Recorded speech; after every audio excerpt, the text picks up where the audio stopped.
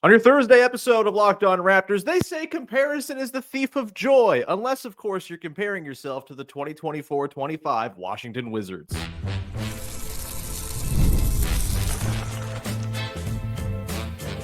You are Locked On Raptors, your daily Toronto Raptors podcast, part of the Locked On Podcast Network, your team every day. Hey, what's going on? And welcome to another episode of Locked On Raptors, part of the Locked On Podcast Network, your team every day. It is Thursday, January the 30th, and I'm your host, Sean Woodley. Been covering the Toronto Raptors now for 11 seasons on various platforms. You can find all my work over on Blue Sky. You can also find the show on Instagram, and you can join us in the Locked On Raptors Discord server, link in the description of the podcast. You can hang out, chat during games. You can send me mailbag questions. You can talk about food with me or video games, whatever it is. Great place to connect, and I would love to see you become part of our listener family over there on the Discord in the Sicko Den. Of course, you can go and support the daily newsletter as well. You can go to the QR code on the screen if you're watching on YouTube, or you can go to the link in the description of the podcast if you're listening. All you got to do is put your email into the bar, and you will get my fresh, hot emails every single day with the newsletter, my original writing 5 days a week on the Raptors, Katie Heindel 4 days a week talking about the league at large. You got Michael Shearer from Basketball Poetry with wonderful breakdowns every Thursday. That's today. You get Josh Lloyd fantasy tips. It's great. Please go subscribe. It's much appreciated. Today's episode is brought to you by GameTime. Download the GameTime app, create an account, use the code LOCKEDNBA for $20 off your first purchase. And we are off and running here, talking about the fifth win in a row for your Toronto Raptors. 106-82 over the PU stinky Washington Wizards. Man, oh man, what a joke franchise. Yes, this was not a game where I think we're pulling a ton in terms of broader takeaways about the Raptors. We'll get into some stuff I liked from this game, but the Wizards are not really an NBA team right now. And so you can only pull so much from a game in which you completely knock them around for four quarters and come away with a 24-point win.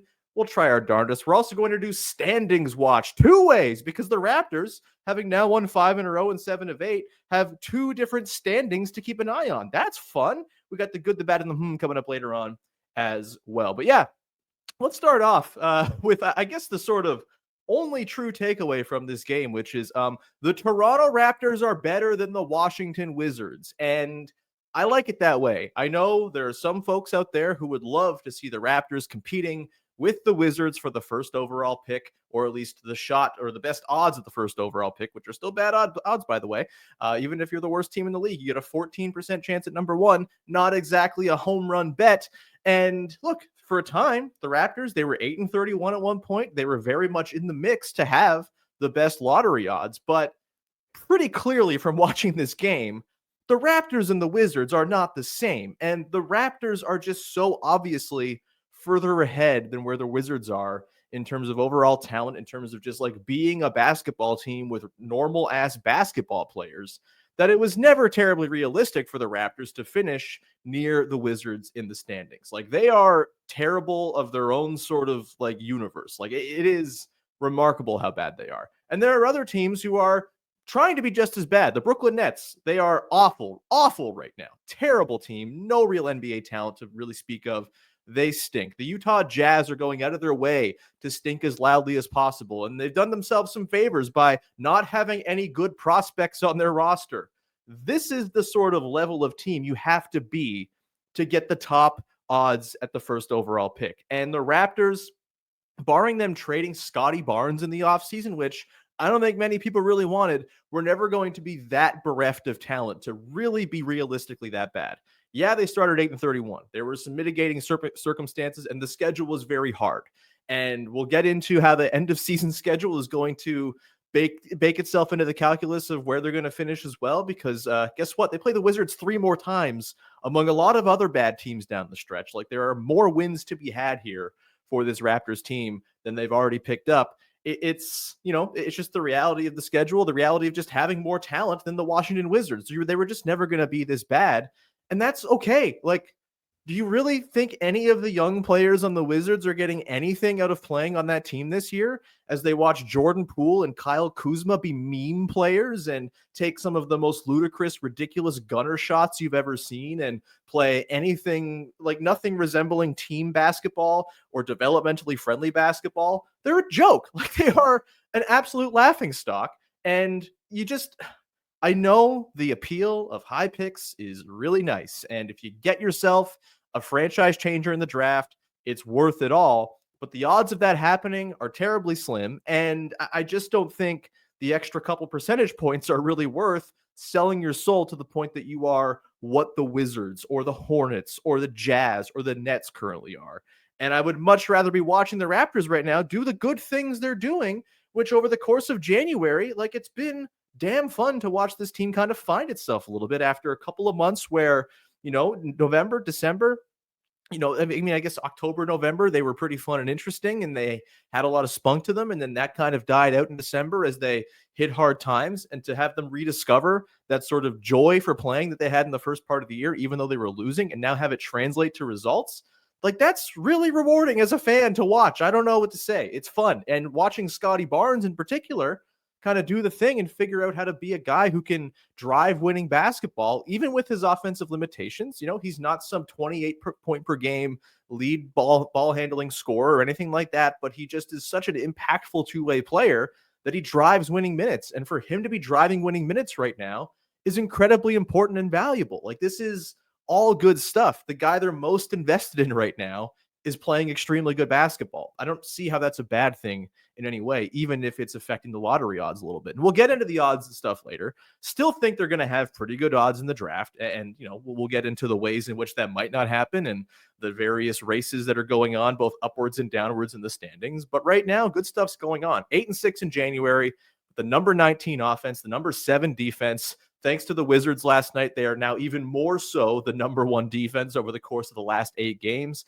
103 defensive rating over the last 8 for your Toronto Raptors. They're a plus 9.1 net rating team overall. It's been really fun. Watching them win basketball games is a joy. And, maybe not so much last night because it felt kind of preordained because the Wizards are not a basketball team, but there was still some good stuff to dig into from this game that I liked. I think one thing that popped from this game was Ochai Agbaji making his return. And obviously he's been kind of in the wilderness for a bit, out of the starting lineup, and then he got hurt, and he's just kind of been out of mind, out of sight, for the last little bit. And to see him come back in this one and just have like a real Ochai Agbaji performance, 12 points, 3 boards, an assist, 3 steals, a block, 3 of 7 from downtown, filling in for the sick Grady Dick, who didn't make an appearance even in the building last night. Hopefully he's all right as he was out with the illness. Just a really nice reminder that Ochai Agbaji, like what a piece of found money he's been this season. A guy who really seemed like he wasn't going to be much of anything after the end of last season in a really tough summer league, comes in, totally flips the narrative on its head. And he's just a guy now who, there's rumors percolating that teams want him in trade. If I'm the Raptors, like, unless I'm getting some kind of haul for Ochai Agbaji, there's no rush to move this guy right now, man. He's an effective, useful basketball player. And to see him slot into that starting 5 last night and look so comfortable, love to see that. And I am really curious now whether we're going to get to see the sort of starting lineup that I think a lot of people are interested in seeing, where Ochai Agbaji slots in for Grady Dick and you have Emmanuel Quickley retake his spot as the point guard. Can that be a lineup? We talked about it on yesterday's show with Espera Henny, the idea of the Raptors trying to find balance within their defense. Can that be a lineup that they can find some balance with, where you kind of offset, the lack of Davion Mitchell at the point of attack when Quickley's back with Ochai Agbaji in place of Grady Dick? I still think there's room to try out the IQ Grady RJ trio while there's not a whole lot to play for this season, and see what you can get there as far as offensive upside that's you can tap into. But seeing Ochai play last night, there's certainly a case for him to be a starter on this team as well. And this is, again, these are all good problems. Oh no, the Raptors have too many guys who might be worthy of starting. Oh no, too many various lineup combinations that are effective. These are problems I didn't think we were going to run into a couple of months ago or in the middle of December when things were awful, but we're dealing with it now. And it's great. It's like so refreshing to just watch a team play normal, competent, effective basketball. And, in a game like last night, one of the telltale signs of a serious team is beating the hell out of terrible basketball teams. And for them to go in last night with a sort of professionalism. It could be very easy for them to go into last night's game kind of riding high. Hey, we've won 6 or 7. Oh, the Wizards are up. Okay, we can take this one easy. But no, they just kind of took it to the Wizards right away. I think they were up 21-4 in the first quarter, just completely ended any notion that they were going to have some sort of trap game or anything like that right out of the gate. Like, that's the stuff you want to see. That's progression. That is taking the step from where they were earlier in the year to being more of a serious team.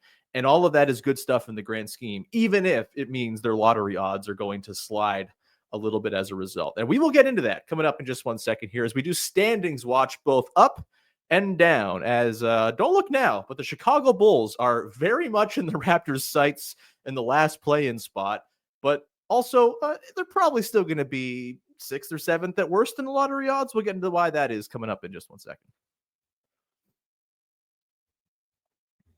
Today's show is brought to you by TurboTax. Taxes, they're waiting, they're wondering, they're worrying. I'm someone who's a freelancer. I don't like doing taxes. It's hard. Like, my taxes are a mess. I get paid in American money, and then I have to go and do all kinds of maneuvers and hoops to jump through to get my tax return proper and avoid getting audited. It's very, very stressful every single year, and all that waiting, wondering, and worrying is not for me. Now, Taxes is matching with a TurboTax expert who can do your taxes as soon as today. An expert who gives your taxes their undivided attention as they work on your return while you get real-time updates and all their progress. So you can focus on your day and not worry about jumping through all them hoops. An expert who will find your every deduction possible and find every form, or file every form, that is, every investment, everything with 100% accuracy. Also, you can get the most money back guaranteed. No waiting, no wondering, no worries. Now, this is Taxes. Get an expert now on TurboTax.com. Only available with TurboTax Live full service. Real-time updates only in the iOS mobile app. See guaranteed details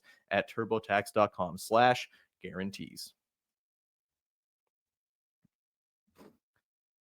Back at it here, talking Raptors, Wizards. Not so much talking Raptors, Wizards anymore because there was nothing interesting in that game other than that the Raptors won. That was fun.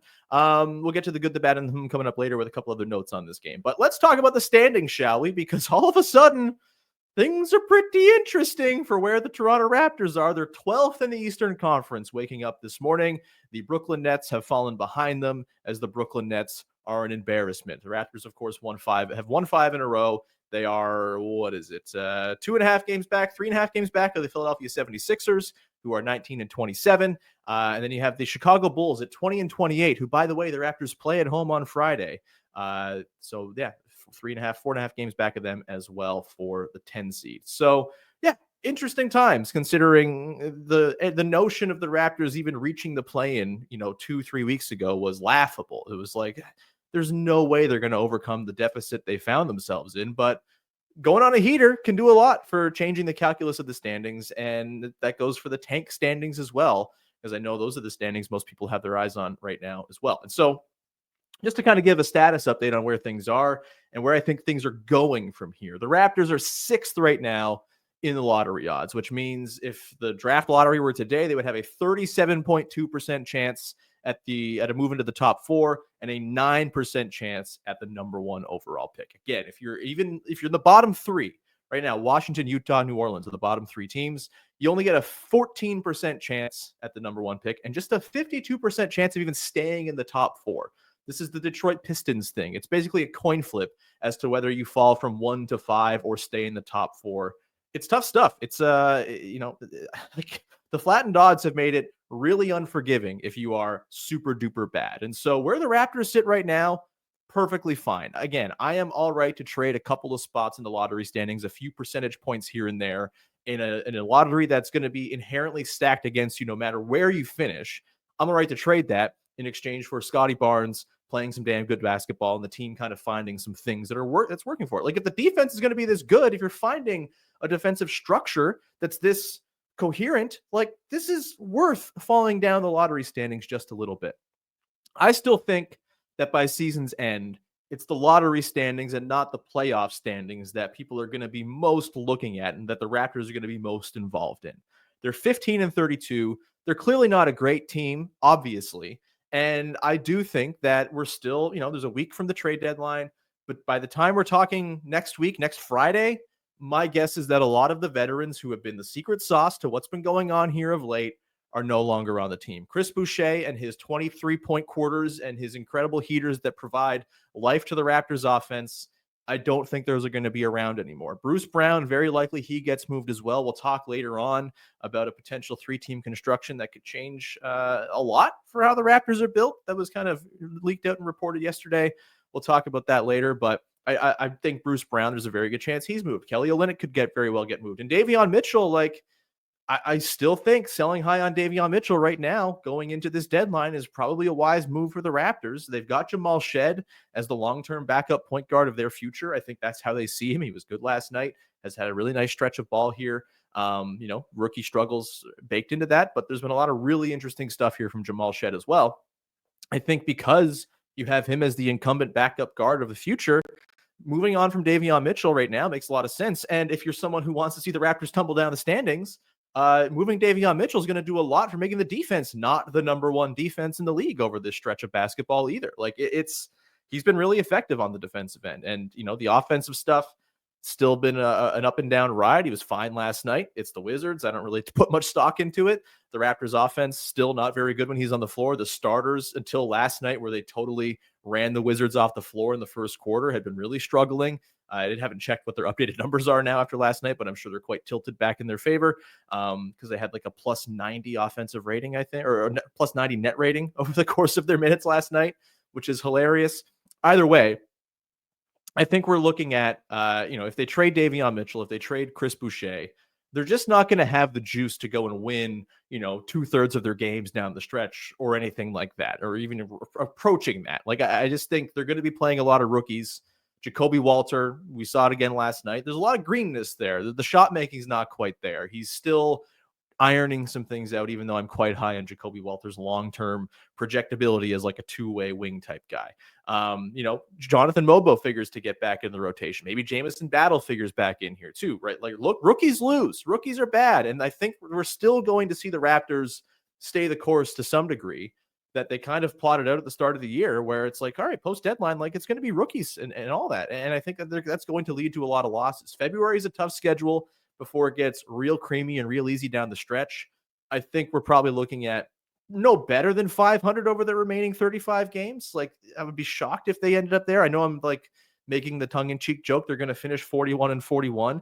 It's only going to take a 26-9 finish now to do it. But like, it's more likely that they're just going to trade their veterans and they're going to start losing games and, kind of stay steady at the 6-7 spot in the lottery standings, no matter how, much they like, again, like, it's just like, that's what happens. Rookies lose. It's just the way it goes. Even though they'll be up against tough teams who are also trying to tank, like in this sort of very movable object against very stoppable force type situation. Like, I think we're going to probably see the Raptors lose at least half their games down the stretch if they go and trade the veterans. And that, again, 6th or 7th in the lottery odds, perfectly fine place to be in a flattened lottery world. Remember, the Raptors jumped up to get Scottie Barnes from the 7th spot. Like, this is not unheard of. This is just how flattened lottery odds work. And so from there, you kind of look at, all right, are there other teams who could fall down and sort of ruin this, even if the Raptors hold steady and go like 500, right? You got the Blazers ahead of them at the number 7 spot, or behind them in the 7th spot in the lottery standings. The Blazers are actually playing pretty interesting basketball right now, and they seem like they're kind of in the mode of, okay, we can't just keep on being a piss franchise. Like, we have to actually try to do something with our young guys who are sort of popping right now and make it work. And I think, I'm encouraged by what's happening there for the Blazers. Shaedon Sharpe looks good. Scoot Henderson's figuring some things out. I think they're going to try to kind of play this thing seriously, at least for a little bit, and maybe do like the last 2 weeks stealth tank thing. But I think the Blazers might pick up some wins here. The Sixers, who sit at 8th in the lottery standings right now, they are I think incentivized at this point to try to win, because tanking for them to a place where they're guaranteed to keep their top 6 protected pick they owe to OKC is going to be extremely difficult. They've won 4 in a row, and it kind of seems like they're just going to go and try to win as much as they can to give OKC as least favorable a pick as they possibly can. And, I think they're probably going to try to, stay steady. They have the top end talent, even when Joel Embiid's not in the lineup. Like, I think Tyrese Maxey and Paul George can do enough to get them some wins here down the stretch. And they also have the 5th easiest schedule remaining. The Raptors have the easiest schedule, of course, but Philly's got a pretty easy schedule going too. And so I think the Raptors and Sixers, there's 5 games in the loss column difference between the Raptors and Sixers right now. I don't see the Sixers falling and sort of moving the Raptors down the standings either, the lottery standings, that is. And then you have the Bulls, who are the other team here, kind of that I think has a chance of ending up with a higher set of lottery odds than the Raptors. They are not playing very well right now. They might trade Zach LaVine. They might trade Nikola Vucevic, and they are 20-28. Again, they're 4.5 games up on the Raptors. By the end of Friday night, could be 3.5 if the Raptors beat them in that game on Friday. There's a chance the Raptors pass the Bulls here. But again, I still think 6th, 7th, 8th at worst is probably where the Raptors end up in these lottery standings. And that is a totally fine place to be. Even if you're 8th, 26% chance at jumping into the top 4, 4.5% chance at number 1. It's not being where the Wizards are, no doubt. Like it's worse odds, but I also think this is kind of an interesting, fun draft with lots of good players at the top. So I'm not all that concerned. If you're not getting the number 1 pick, 2 through 8, they're going to have some interesting options no matter where they pick. And so that's kind of the lottery standing situation. When it comes to climbing the standings, I mean, if the Raptors do the unpredictable, maybe not the impossible, but the unpredictable, the sort of unlikely, and go and continue to win at like a pretty high clip down the stretch here. Maybe they go and don't trade all their vets, and a couple of them are sticking around, and maybe they avoid the sort of allure of made up injuries for their guys.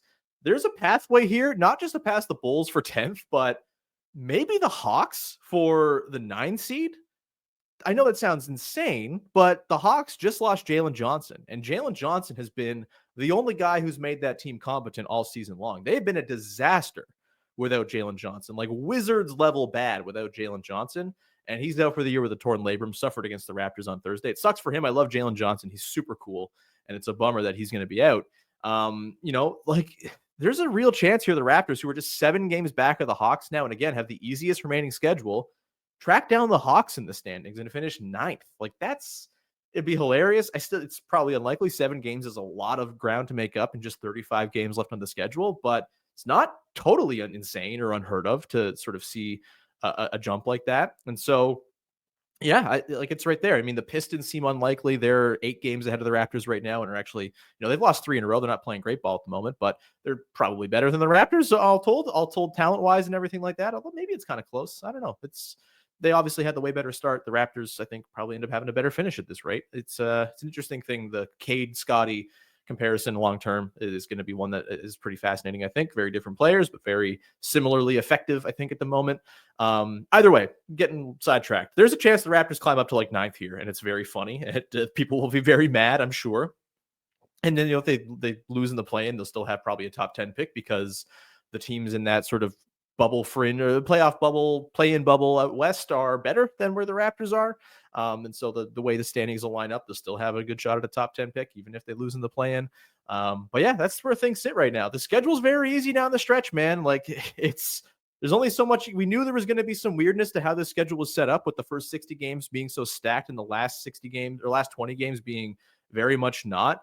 But like, it's just the way it is. It's going to affect the record in some way, shape, or form.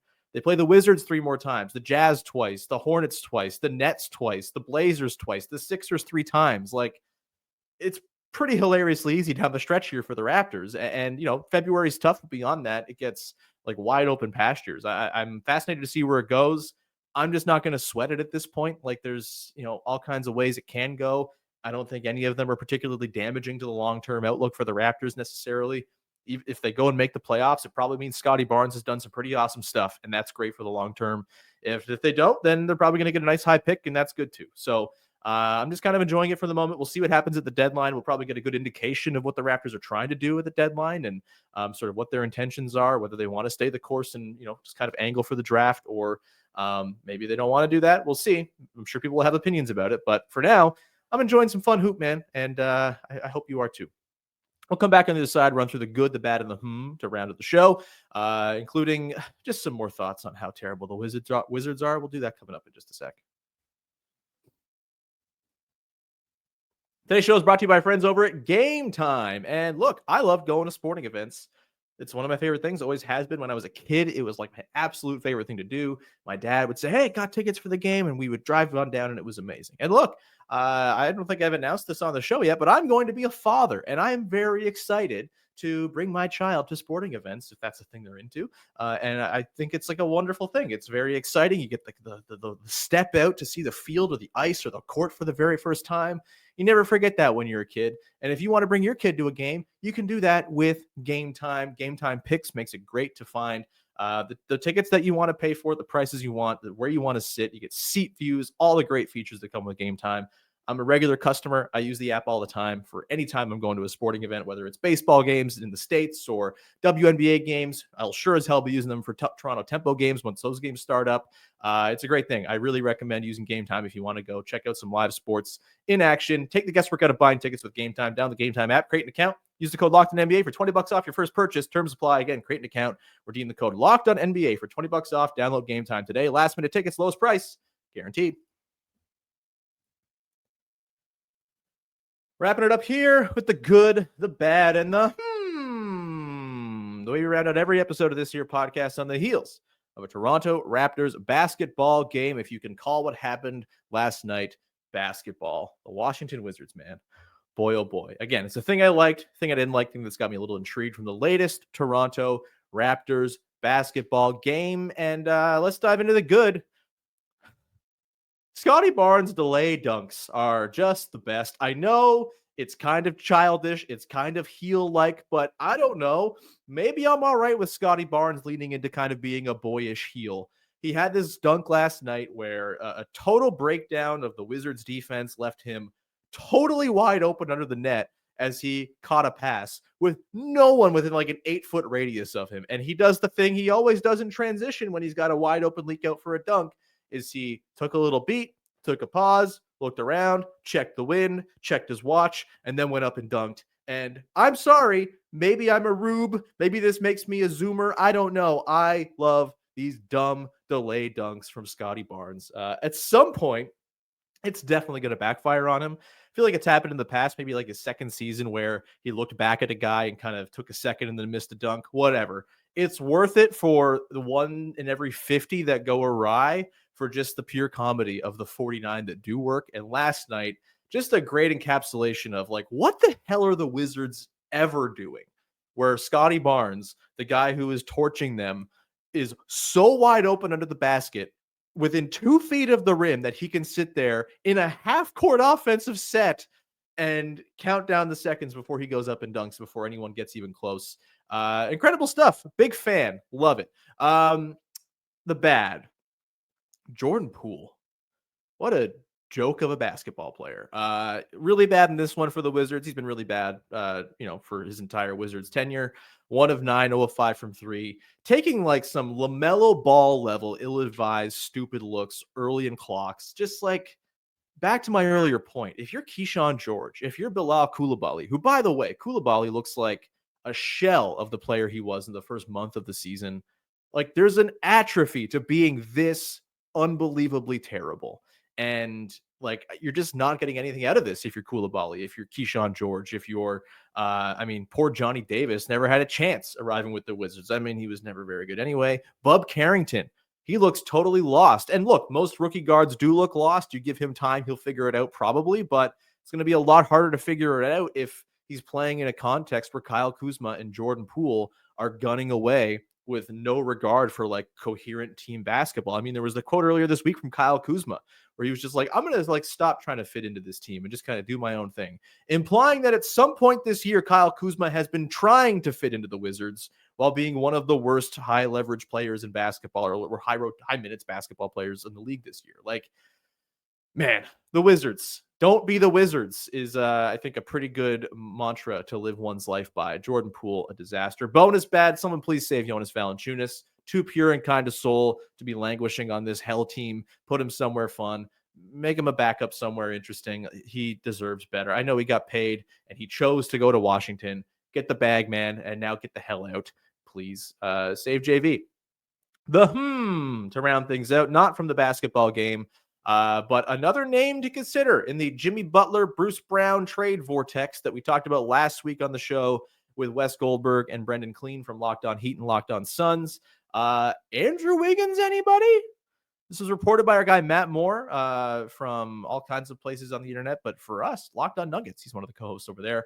And he reported that Wiggins could potentially be part of a Butler to the Golden State Warriors construction that sends Bruce Brown to Miami and Andrew Wiggins to Toronto. Now, do the Raptors send Wiggins somewhere else, a fourth team? Do they dump him on the Pistons cap space or something like that? Or do they just keep Wiggins?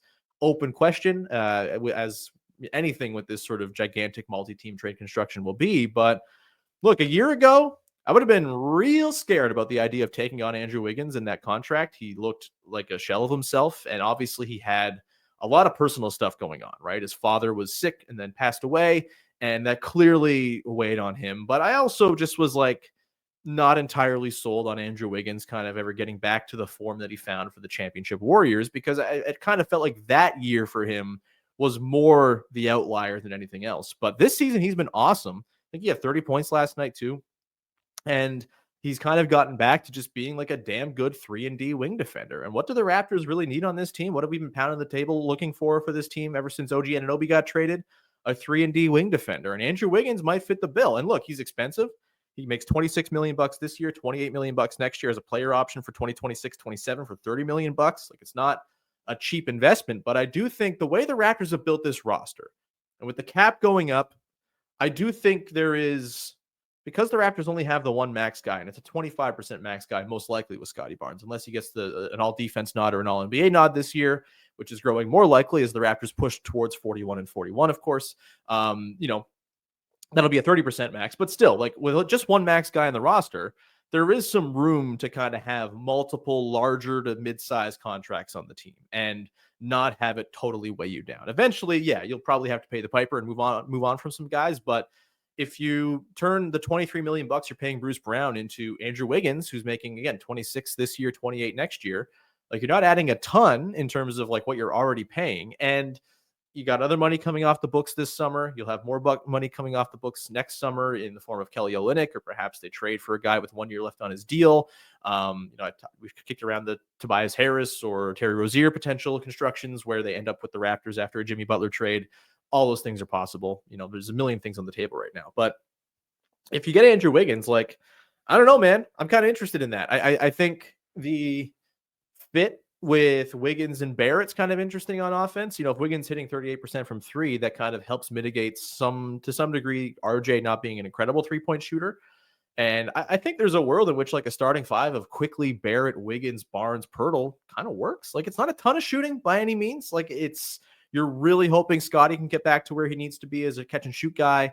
And you're really hoping RJ can just kind of keep being a steady 35% on decent volume guy. But you get Quickly, you get Wiggins in there. It's not terrible. And that could be a pretty potent defensive front court in particular. Wiggins, Barnes, Poole, kind of fascinating and really would help backstop a lot of the issues that you get with Quickly and Barrett at the point of attack. And on top of that, like, there's other ways to do it, right? You can throw Grady Dick in for RJ Barrett. Maybe RJ Barrett becomes more of a six-man type guy or whatever. Like, there's all kinds of constructions you can make it work with. And I think if you can turn Bruce Brown into like a genuine, like, big addition, by being an agent to make one of these trades happen, like, that's good business. Even if the fit's not perfect, it's a talent upgrade. And if you get some of your off-season work done at the deadline, like, I'm always a fan of doing that. I am a big proponent of, like, use the deadline to sort of get a head start in the offseason if you can. And if Wiggins just becomes their big ticket offseason addition, but he happens 2 months before the end of the season instead, like, I don't know. I'm kind of into that. And I could be compelled to sort of get on board with that kind of construction. Again, there's a million things that have to happen. It probably does not happen because Jimmy Butler getting traded is this like big complex can of worms that's going to have a million things to sort out around it. But yeah, I am consider me interested if Andrew Wiggins is potentially on the table here. I mean, I think the Warriors should do what they can to keep Wiggins if they're going to trade for Butler, if I'm being totally real. Like, he feels like he'd be an important player on that team, but I'm not here making the decisions. I'm just here to react to potential decisions that could be made. Anyway, we'll leave it there. Thank you so much for rocking with the show. We'll be back again tomorrow for a Toxic Positivity Friday, where we are going to look back in the vault a little bit. Like Kyle Lowry and DeMar DeRozan, who were on Open Gym. Katie Heinold is going to be on the show. We're going to talk about the Open Gym episode featuring Kyle and DeMar, which I'm sure will be making us very, very, very tear jerky and cry and sad and somber and also very happy and all of that stuff. So you have that to look forward to. It's going to be a real Sean and Katie episode on Friday. So you have that to look forward to close out your week. Thanks so much for rocking with the show. We'll talk to you very soon. Bye-bye. Secaucus?